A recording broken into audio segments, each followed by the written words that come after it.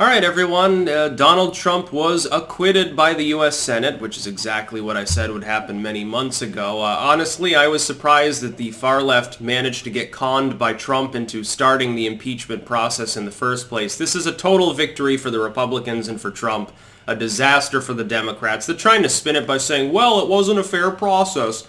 We didn't get to hear from additional witnesses that we could have always brought forth in the fucking House proceedings. We didn't get to hear from witnesses who publicly stated everything anyway in the Senate, and we didn't get to drag it on for months. While it would have been funny to see the Democrats hit themselves in the cock some more by prolonging a process that kept Bernie Sanders and Elizabeth Warren and Amy Klobuchar off of campaigning 6 days a week, while that would have been amusing to see them slowly get more and more sour about the whole process, the Democrats, ultimately, what's happened here is that they had no real choice. They had to allow Trump to get acquitted.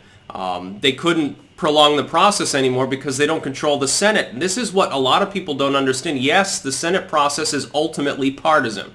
So is the House process. There's a reason why you had a strictly partisan vote to impeach Donald Trump in the House. It was a partisan vote in which Democrats said he did bad thing, Republicans said no he didn't, and they largely voted along those lines with the exception of two people. Tulsi Gabbard, who wanted to grandstand as an 11th hour Hail Mary for the Dem primaries and failed. She should drop out.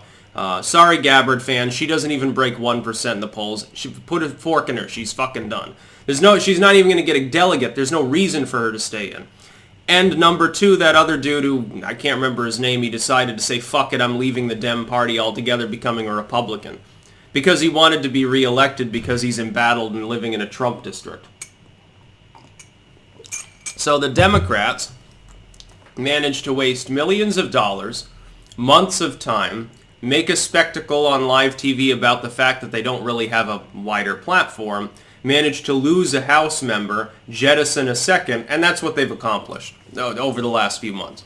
With Nancy Pelosi finally capping it off the other night in the lead up to what would inevitably be the impeachment proceedings and the acquittal of Trump in the Senate, capping it off by making a mockery of herself on the national stage at the State of the Union address afterwards by ripping up a pre-shredded copy of Donald Trump's speech. Apparently, from the side angle, it looked like she had already practiced tearing up the speech. It does appear that happened.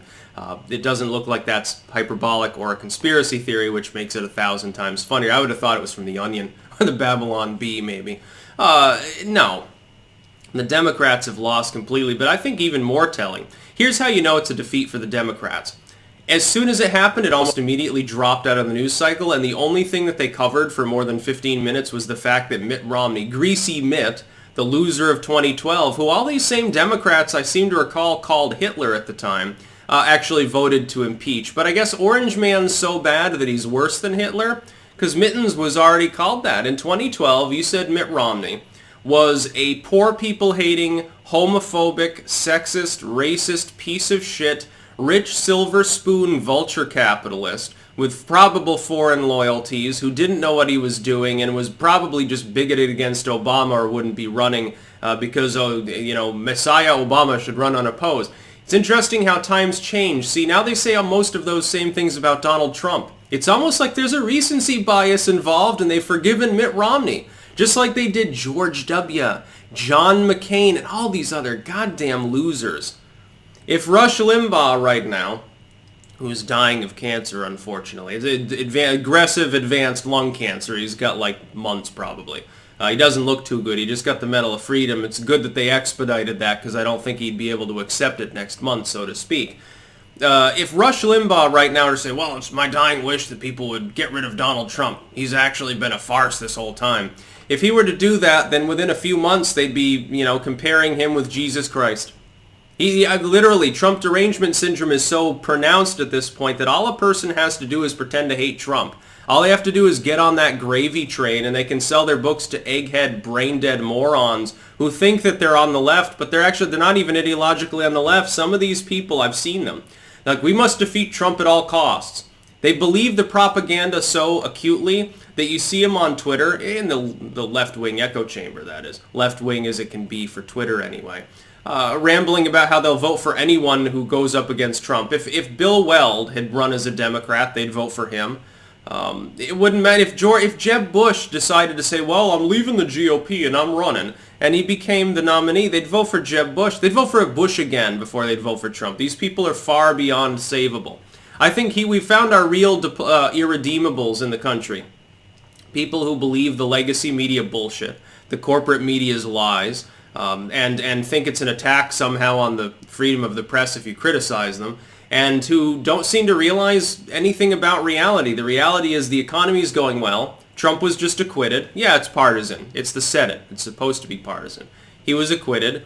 He didn't collude with a foreign state. That never happened. He didn't obstruct Congress. He didn't screw around improperly in Ukraine. He did nothing wrong. All he's done is reformulate trade deals and talk money for the most part. And on diplomacy, he's been decent. Yeah, we've slid back on North Korea a bit. Hopefully he redoubles his efforts. His Mideast peace plan was a wash, a partisan one. Generally speaking, though, I mean, what great disaster has Trump actually participated in? I keep asking these people, and all they say is, well, his tax plan didn't trickle down the right way. What are you talking about, dude? It's not just all about that. The wages are up. Unemployment is down. Labor force participation finally ticking upwards for the first time in a long time. How can you say that his economic proposals haven't been largely a good idea? By the way, the cat right now has its leg propped up on my arm. Cat seems to like it when I talk impeachment. Maybe we should have more impeachments. The cat would be pleased. No, Trump's been acquitted. And therefore it dropped out of the news cycle almost immediately. Oh my God, quick, shut down the presses. We can't talk about this. We can't talk about the fact that Trump was acquitted. That is, the impeachment is bullshit. The sham has been exposed. The Senate did not break rank. The Republicans have solidified completely behind a man that we've cast off as a more bigoted version of Adolf Hitler.